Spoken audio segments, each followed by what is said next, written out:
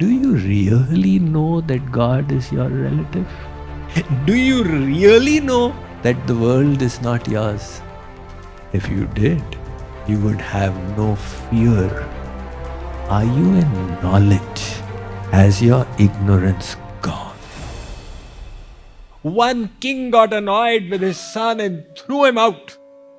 And the prince went here and there. He didn't know how to earn his living. He became a beggar in a place little away.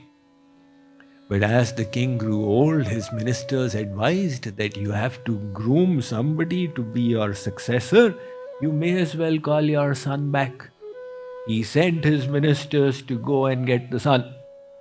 The son used to beg in the marketplace when the ministers arrived. They said to the beggar, "Your father is calling you back. Your relationship with him is revived. He wishes to groom you for the throne in the near future." The poor beggar used to be so diffident. "Babuji, paisa." He would go around begging in the shops. His back suddenly straightened up. His eyes started sparkling, and there was an additional tenor in his voice. He told the ministers, "Get the chariot ready. I'm going to freshen up and come in a moment." The shopkeeper said, "What transformed in you all of a sudden? How come you filled yourself with so much of self-confidence?" He said, "Earlier I thought I was a beggar. Now I know I'm the crown prince." That is the power of real knowledge. Do you really know that God is your relative? If you did, you would have no fear. But if we have fear, it means we don't have the knowledge. Do you really know that the world is not yours? If you did, you would be detached. If you knew there was poison in a cup, you would not drink it. True knowledge brings detachment from the material and attachment to the spiritual. So while Sri Krishna started his dialogue to Arjun by saying, "Don't lament," he ends not by asking Arjun, "Are you lamenting?" but just asking, "Are you in knowledge? Has your ignorance gone?" Arjun responds, "Nashto moha smritir labdha." My more ignorance is dispelled. I am now in knowledge. It goes without saying that lamentation has been dispelled. It goes without saying that his love for God is revived. So here Narad says, on knowing God, what will happen? Matto bhavati. You will become intoxicated.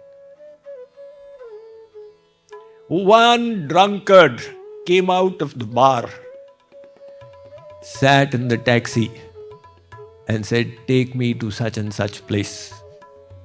The taxi driver, he kept his car in neutral gear, revved up the accelerator, and after 5 minutes he said, "Sir, we have reached.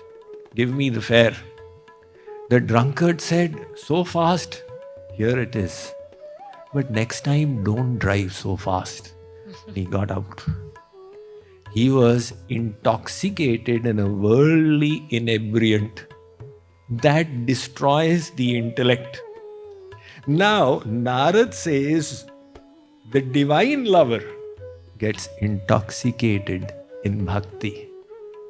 And that intoxication doesn't have detrimental side effects.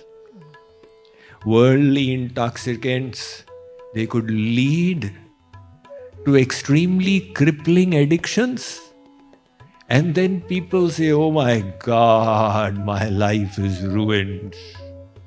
I have become a slave of a chemical." But the divine intoxication will liberate you. या अनुरागी चित्त की गति समझे नहीं कोय, ज्यों ज्यों डूबे श्याम रंग त्यों त्यों उज्ज्वल होय.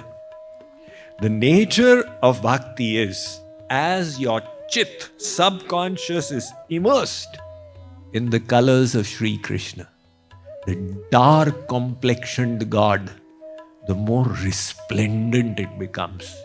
Counterintuitive. When a color falls, something is bespoiled. When the divine color falls, it becomes resplendent. This is the cleansing, provided we follow the rules of bhakti and do it as Narad describes.